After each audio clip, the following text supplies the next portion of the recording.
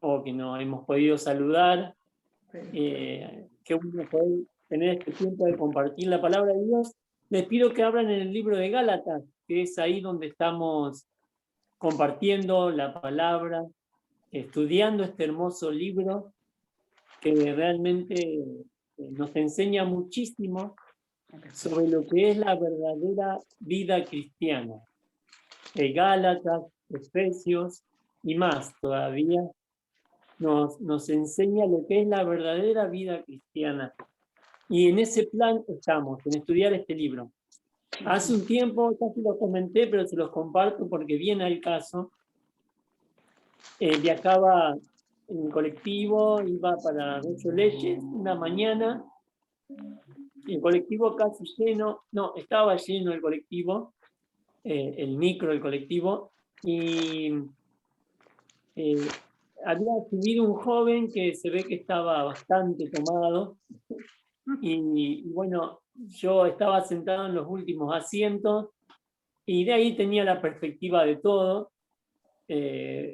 Bueno, este joven se paró donde había sentado un señor mayor y empezó como a molestarlo, a poner el codo arriba de su cabeza, a tirársele encima. Estaba muy alcoholizado este joven, entonces en un momento, bueno, el hombre le pidió que lo dejara de molestar una y otra vez. Bueno, ya estaba yo por pararme como para ver qué podía hacer, ¿no? Pero en ese momento veo que se para un joven que estaba sentado en el medio del colectivo y va hacia atrás, hacia los últimos dos asientos en el cual estaba este joven y este señor, y le dice, ¿qué es lo que pasa acá? El joven que se paró. Él estaba como si iba de fin de semana, ¿no? A pasear. Y le dice, soy policía. ¿Qué es lo que pasa acá? Si hay algún problema, aquel que esté causando problema, voy a tener que bajarlo del colectivo. Desde ese momento, el joven dejó de molestar al hombre mayor. ¿Por qué digo esto? Este joven no parecía un policía, no parecía alguien de la ley, porque de hecho estaba vestido, como les dije recién, para ir a pasear o de fin de semana, pero al mostrar su credencial, sin mostrar su credencial, al decir quién era, fue suficiente autoridad como para poner orden. Y en ese plan está escrita la carta de Gálatas. En el plan de que, en primer lugar, los Gálatas, aquellos que recibían la carta, estén seguros de quién era el apóstol Pablo, para que de esa forma él pudiera guiarlos y poner orden en todo lo que estaba pasando en esas iglesias. Había judíos que se llaman judaizantes, judíos que decían haberse convertido a Dios y que obligaban a aquellos que no eran judíos a circuncidarse. Bueno, miren versículo 1 del capítulo 1, cómo empieza la carta. Pablo, apóstol, no de hombres, ni por hombres, sino por Jesucristo y por Dios el Padre, que lo resucitó de los muertos. Ahí vemos nosotros que el primer versículo, la primera parte de la carta, saquemos el numerito 1, Pablo ya está confrontando con aquellos que habían hablado mal de él y que estaban cuestionando su autoridad. Ahí empieza, ya con la salutación, la primera salutación ya empieza a mostrar su credencial. Dice apóstol, que la palabra apóstol significa enviado, pero en este caso, él está diciendo apóstol, no de hombre, no de hombres, ni por hombres, sino por Jesucristo y también por quién más, y por Dios el Padre, que lo resucitó de los muertos. Está basando su trabajo, su servicio, su ministerio como apóstol en que él no era un apóstol falso. No se había puesto él como apóstol, ni lo había puesto ningún hombre como apóstol. Él era apóstol de Jesucristo y de Dios el Padre, quien resucitó a Jesucristo de entre los muertos. Está diciendo, con el saludo nomás está diciendo, mi autoridad es real y no tiene que ver con alguien, sino tiene que ver con alguien como una persona, alguien terrenal, sino es un llamado celestial. Mi credencial es celestial. No necesito estar vestido de una forma o hablar de una o de otra forma. Mi llamado es celestial. Ahora vamos a ver algunas pruebas que él pone en el capítulo 2 de su apostolado. A eso vamos. Miren, desde el versículo 11 y todo el capítulo 2 hasta el versículo 21 del capítulo 2, Pablo está hablando y está mostrando, a través de dar su testimonio, como vimos en la semana pasada, está mostrando que él es un verdadero apóstol de Jesucristo, que no hay nada falso en él. Eso era importante para que cada cosa que él les enseñase a los Gálatas y a todas las iglesias que recibieron la carta puedan ser aceptadas como palabra de Dios. Eso era fundamental para poder traer nuevamente a los Gálatas a los pies del verdadero evangelio, que era venir a los pies del verdadero Cristo. Miren lo que dice el versículo 6. Estoy maravillado, del capítulo 1, estoy maravillado de que tan pronto os hayáis alejado del que os llamó por su gracia, por la gracia, perdón, de Cristo, para seguir un evangelio diferente. Algo importante. La falsa doctrina no te aleja solamente de una denominación, ni de un grupo de personas. La falsa doctrina te aleja de Dios. Estoy maravillado, estoy sorprendido de que tan rápido ya se hayan dejado convencer con un evangelio diferente. El evangelio diferente no es que haya otro, dice acá. No hay otro, hay uno solo. Pero está diciendo que hay un evangelio falso en realidad, que se muestra como una buena noticia, como el verdadero evangelio. Eso significa evangelio, buenas noticias, pero en realidad no lo son. Son falsas y te lleva a un lado, a un lugar, a apartarte de Dios. Por eso Judas, el penúltimo libro de la Biblia, en el versículo 3, dice que él les escribe para que combatan, para que luchen por la verdadera doctrina, por la doctrina de la fe, la verdadera salvación. Se ve que en aquel tiempo, como en nuestros tiempos, había personas que podían utilizar la ley para cumplir sus propios planes y no los planes del Señor. Bueno, vamos a ver algo más. En el versículo 18 dice del capítulo 1, después pasados 3 años, subí a Jerusalén para ver a Pedro y permanecí con él 15 días. Acá él está diciendo que su llamado al apostolado no tenía que ver con Pedro. Con Pedro lo fue a visitar 15 días nomás, ni con una persona. En primer lugar, vamos a ver que él fue aprobado por Dios. Aprobado por Dios. En segundo lugar, vamos a ver que él fue aprobado por la iglesia. Y en tercer lugar, en el capítulo 2, vamos a ver que él fue aprobado por su vida. Hablamos de una persona consagrada, del versículo 1 al versículo 7. Hablamos de una persona comprometida, del versículo 8 al versículo 19, y del versículo 10 al 18, perdón, y del versículo 19 al versículo 21, hablamos de una persona crucificada, consagrada, comprometida y crucificada. Eso es maravilloso. Son lecciones para nuestra vida. Leemos esto. Hablamos del tiempo.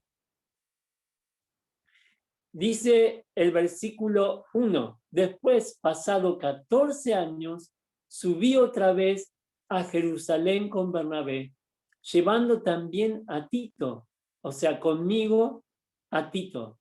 Pero subí según una revelación, y para no correr o haber corrido en vano, expuse en privado a los que tenían cierta reputación el evangelio que predico entre los gentiles.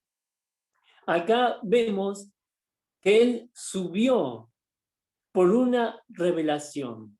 Vemos acá, lo primero que dice es que yo no fui a rendir cuentas de mi apostolado. Yo fui a mostrar que mi apostolado era de Dios. No fui a pedir permiso para ser un apóstol, porque como leímos el versículo 1, Pablo dice, yo ya soy un apóstol. Pero ¿cuál era el problema acá por la cual se escribe la carta a los Gálatas? Es que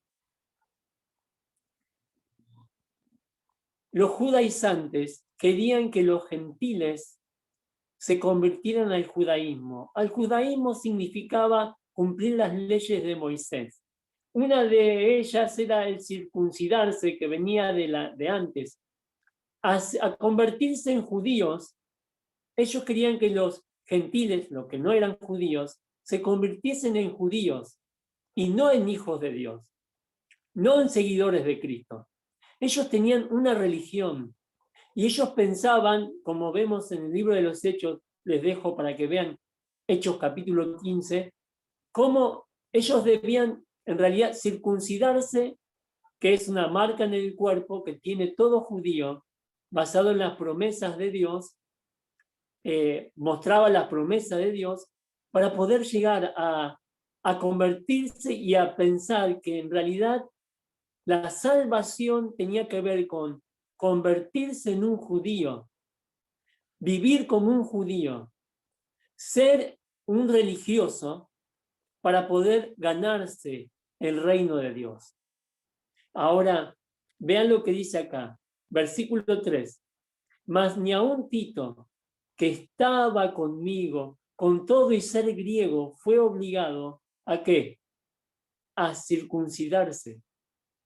Y esto, a pesar de los falsos hermanos introducidos a escondidas que entraban para espiar nuestra libertad que tenemos en Cristo Jesús, para reducirnos a esclavitud. Está diciendo, convertirnos al judaísmo, tener una religión, era volver a la esclavitud, dejar la libertad en Cristo. Habla de esta libertad de no estar sometido a leyes y a dogmas, sino de tener una vida cristiana, ser un seguidor de Cristo. Dice el versículo 5, a los cuales ni por un momento accedimos a someternos para que la verdad del Evangelio permanezca con vosotros. Les está diciendo a los Gálatas, ¿vieron? Yo estuve con Tito, y Tito siendo griego, o sea, no siendo un judío, viniendo de otras tierras, digamos, no siendo alguien que tenía la ley de Moisés, no fue obligado a cumplir la ley de Moisés. Por eso no es necesario guardar el sábado, no es necesario circuncidarse, no es necesario convertirse al judaísmo para poder ser salvo, para tener el puro evangelio, para poder vivir la verdadera vida cristiana, la de Juan 10:10, una vida abundante. ¿Se entiende? La idea de Dios era de usar al apóstol Pablo para llegar a los gentiles. Ahora vemos en el apóstol Pablo a alguien consagrado, porque no fue influenciado. Se habían metido personas que los presionaban. Vieron, había agentes secretos que querían desviar a algunos y causar divisiones entre ellos, diciéndole, tienen que judaizar. Eso significaba convertirse en un judío dogmático, convertirse en un religioso. Esa era la idea.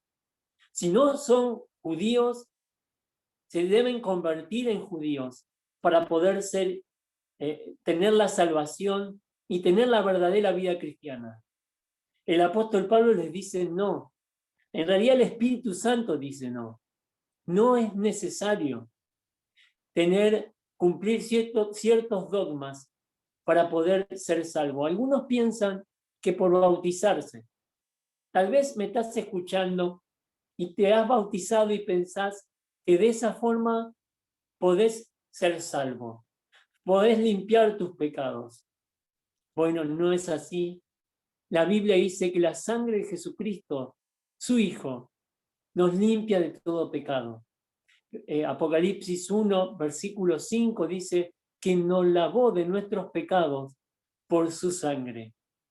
Y Primera de Pedro, capítulo 1, versículo 18, dice que fuimos rescatados de nuestra vana manera de vivir, los versículos anteriores, no con algo corruptible como oro y plata, sino con la sangre de Cristo. O sea, la religión no salva. Dios está buscando una relación. Y eso es lo que estaban haciendo. Ellos habían sido influenciados a un evangelio diferente, el evangelio del mundo, el de la religión. Pero seguimos leyendo y dice acá el versículo 6 y 7 dice, pero de los que tenían reputación de ser algo, lo que hayan sido en otro tiempo, nada me importa. Dios no hace excepción de personas, entre paréntesis. A mí, pues, los de reputación, nada nuevo me comunicaron. Antes, por lo contrario, si había personas, líderes religiosos, que querían, que no le enseñaron nada a Pablo. Pablo ya sabía todo. Dice, antes, por el contrario, como vieron que me había sido encomendado el evangelio de la incircuncisión, como a Pedro el de la circuncisión.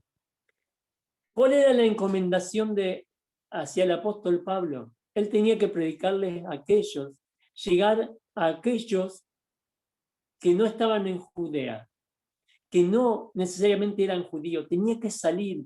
De ahí el libro de los Hechos y los viajes misioneros de Pablo. Pablo tenía que llegar a los gentiles, tenía que ir a Roma, tenía que llegar a Grecia, tenía que buscar en otros lugares. Todo Asia fue evangelizado por su ministerio, fuera del judaísmo y fuera del judío. Por eso habla de incircuncisión. ¿Se acuerdan cuando David iba a pelear contra el gigante Goliat? Él dijo, ¿quién es este filisteo como? Incircunciso, porque era de fuera. Acá está diciendo Pablo, yo tengo que llevar el evangelio, la buena noticia a los de afuera. Y Pedro le había sido encomendado a los de la circuncisión, o sea, a los judíos. Pedro tenía que tener su ministerio, su apostolado, evangelizar a los judíos. Ahí en Jerusalén, en la provincia de Judea, y Pablo llegaría con Bernabé, con Tito, con Timoteo, hasta lo último de la tierra. Timoteo, tenemos la carta de Timoteo, tenemos la carta de Tito. Ahí ellos trabajaron con el apóstol Pablo y esas cartas que Pablo les escribió era para que ellos siguieran, tomaran la posta y sean después los líderes de la iglesia. De hecho, Timoteo, el joven Timoteo, tenía una responsabilidad grandísima. y él fue uno de los pastores de la iglesia de Éfeso, ¿sí? Y de ahí supervisar todo el trabajo de las iglesias de Asia. Por eso las dos cartas que nosotros tenemos. Bueno, siguiendo adelante, el apóstol dice en el versículo, ahí hablamos de una persona consagrada. Una persona consagrada a Dios no es movida por las falsas doctrinas. A pesar de su poco crecimiento, él siempre está buscando, él o ella, ¿verdad? Está buscando agradar a Dios y en la verdad de Dios. El apóstol tuvo su equipo y ellos no fueron influenciados, porque habla en plural, por aquellos que querían inculcarles un evangelio diferente. Siguiendo, este capítulo dice el versículo 9. El primero vimos que fue aprobado por Dios. Dice 1 Tesalonicenses capítulo 2, versículo 4, dice, según fuimos aprobados por Dios para que se nos confiase el evangelio. Ahí está diciendo algo importante el apóstol Pablo, aprobados por Dios. En segundo lugar, vamos a ver que fue aprobado por la iglesia. Ahí vamos a ver a alguien comprometido. Miren lo que dice el versículo 9. Perdón, versículo 8. Pues el que actuó en Pedro para el apostolado de la circuncisión, actuó también en mí con los gentiles. O sea, la incircuncisión. Vean el versículo 9. Y reconociendo la gracia que me había sido dada Jacobo, Cefas, o sea, Pedro, y Juan, que eran considerados como columnas, nos dieron a mí y a Bernabé la diestra, le dieron la mano, ¿sí? En señal de compañerismo, para que nosotros fuésemos a los gentiles, o sea, fuera de Judea, fuera de Jerusalén, de Judea, y ellos a la circuncisión. Solamente nos pidieron que nos acordásemos de los pobres, lo cual también procuré con diligencia. Si estás anotando, puedes anotar 2 Corintios capítulo 8. Y ahí vas a ver que el apóstol está recogiendo ofrendas para llevar a los pobres. Y dice que ahí vemos que las iglesias, los hermanos que eran pobres, ofrendaban para otros hermanos que eran pobres. La pobreza había llegado a los hermanos en parte por la persecución que Pablo había hecho en Hechos capítulo 8, por ejemplo. Ahí el apóstol había perseguido a la iglesia. De hecho, persiguiendo a la iglesia es donde él se convierte, yendo a Damasco con cartas de recomendación para poder seguir con su celo religioso como judaizante,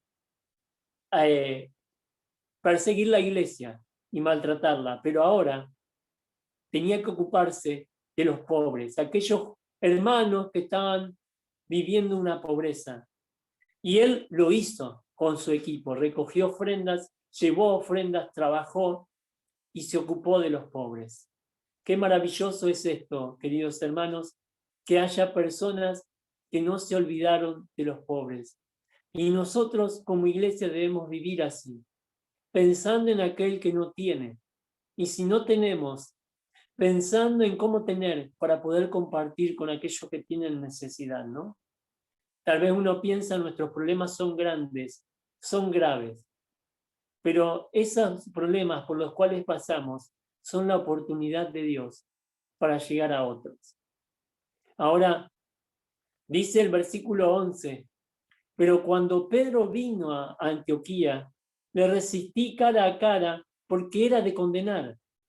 Pues antes que viniese algunos de parte de Jacobo, comía con los gentiles, pero después que vinieron, se retraía y se apartaba porque tenía miedo de los de la circuncisión a los judíos. Y en su simulación participaban también los otros judíos, de tal manera que aún Bernabé, el hijo de consolación, también era arrastrado por la hipocresía de ellos.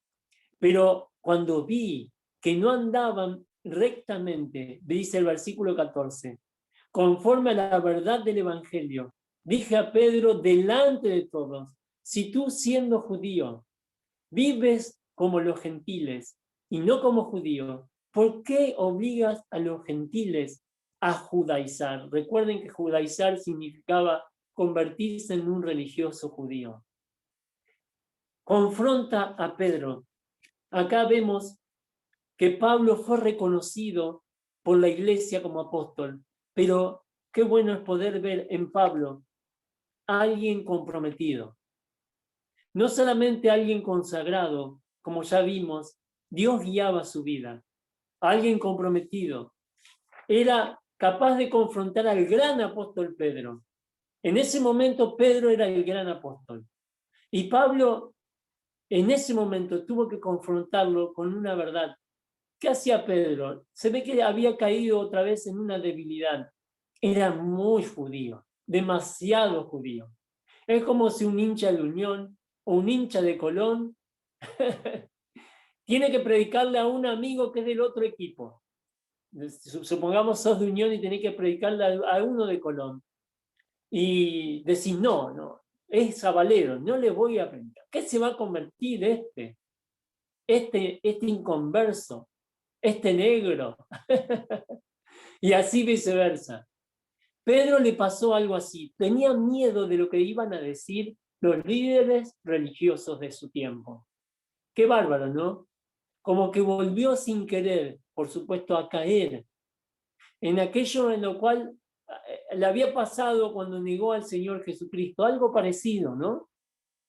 Pero en este caso, Pablo le resistió y habló firmemente con él y le dijo, eso está mal, porque él no debía obligar a los demás a convertirse en un judío. No es necesario ser un religioso para tener la salvación. Ya terminando este capítulo, vamos a leer el versículo 19. Salteamos los otros versículos, porque está diciendo el apóstol que el versículo 17 dice, si buscando ser justificados en Cristo, también nosotros somos hallados pecadores. ¿Es por eso Cristo ministro de pecado? En ninguna manera. O sea, ¿qué está diciendo? Cristo nos justificó a todos. ¿Eso significa que está mal, entonces no alcanza con la justificación de Cristo? Claro que sí alcanza. Y no es necesario hacer nada más para ser justificados. Pero hablamos de una persona consagrada, de una persona comprometida, el gran apóstol Pablo. Ahora hablamos de una persona crucificada. Dice el versículo 19, porque yo, por la ley, soy muerto para la ley, a fin de vivir, ¿para quién? Para Dios. Y ahí dice, con Cristo estoy juntamente crucificado. Y ya no vivo yo, mas vive Cristo en mí. Y lo que ahora vivo en la carne, o sea, lo que vivo a diario, lo vivo en la fe del Hijo de Dios, el cual me amó y se entregó a sí mismo por mí. No desecho la gracia de Dios. Si por la ley fuese la justicia, entonces en vano murió Cristo. En vano no murió Cristo. Está diciendo todo lo que Cristo hizo por mí, por nosotros. Para mí, dice Pablo, para mí no fue en vano. Yo he muerto a mí mismo, he muerto a mi religiosidad, he muerto a mi pecado, dice Pablo, para vivir para Dios. Ahora, la pregunta con la cual debemos terminar, ¿está nuestra vida crucificada? ¿Está nuestra vida crucificada? O sea, ¿cuánto de yo hay en mis decisiones? ¿Cuánto de mí hay en mis planes? ¿Estoy viviendo con la sabiduría de Dios? ¿Estoy viviendo como Dios quiere que viva? ¿Cuántas veces he leído la Biblia en este día? ¿Cuántas veces he orado a Dios con sinceridad? Tal vez estás viviendo la situación del hijo pródigo. Has reconocido a Cristo como tu Salvador, pero te cuesta reconocer a Cristo como tu Señor. Y estamos luchando con un montón de pecados y siempre estamos perdiendo, volviendo a batallar con pecados y siempre estamos volviendo a caer. Dice el versículo 14 del capítulo 6 de este mismo libro. Pero lejos esté de mí gloriarme, sino en la cruz de nuestro Señor Jesucristo, por quien el mundo me es crucificado a mí y yo al mundo. El mundo murió para mí y yo morí para el mundo. ¿Cómo estás viviendo? ¿Cómo estamos viviendo? ¿Realmente Jesucristo es nuestro Señor? ¿O solamente, entre comillas solamente, ha sido nuestro Salvador, pero no puede señorear nuestra vida? Vamos a orar.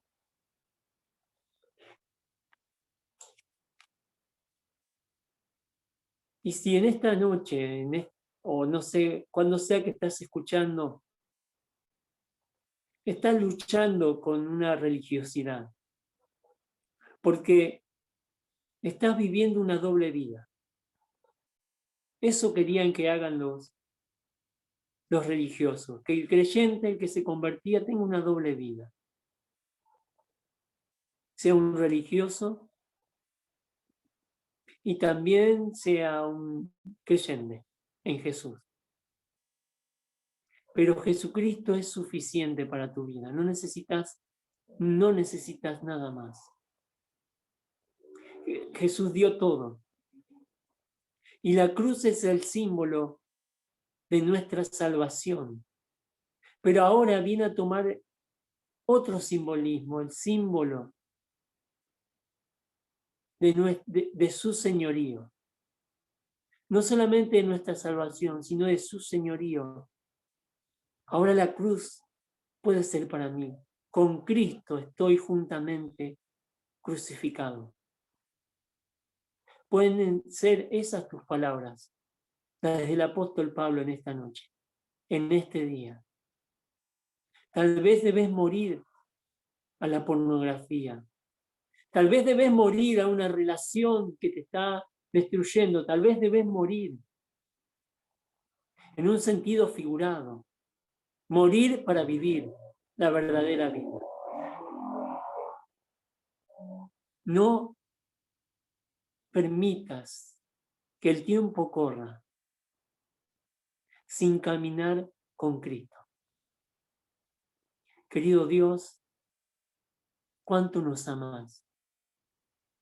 Gracias por haberte dado por nosotros en nuestro lugar, para regalarnos una vida nueva, una vida abundante, Señor. Así como el apóstol vivió una vida crucificada, una vida consagrada, una vida comprometida, una vida que moría el yo diariamente. Queremos así poner nuestras vidas en tus manos, dejar el orgullo de lado y someternos a ti. Señor, gracias por el ejemplo del apóstol Pablo y por los ejemplos de tu palabra. Ayúdanos a amar a tu iglesia como lo hacía el apóstol, a amar al perdido como él lo hacía. ¿Hace cuánto no ganamos un alma para ti, Señor? ¿Hace cuánto no regalamos un folleto? ¿Hace cuánto, Dios, no leemos apasionadamente tu palabra? ¿Hace cuánto que no podemos perdonar a alguien? Es porque todavía Cristo no es nuestro Señor. Por eso ayúdanos, Dios. En el nombre de Jesús oramos. Amén.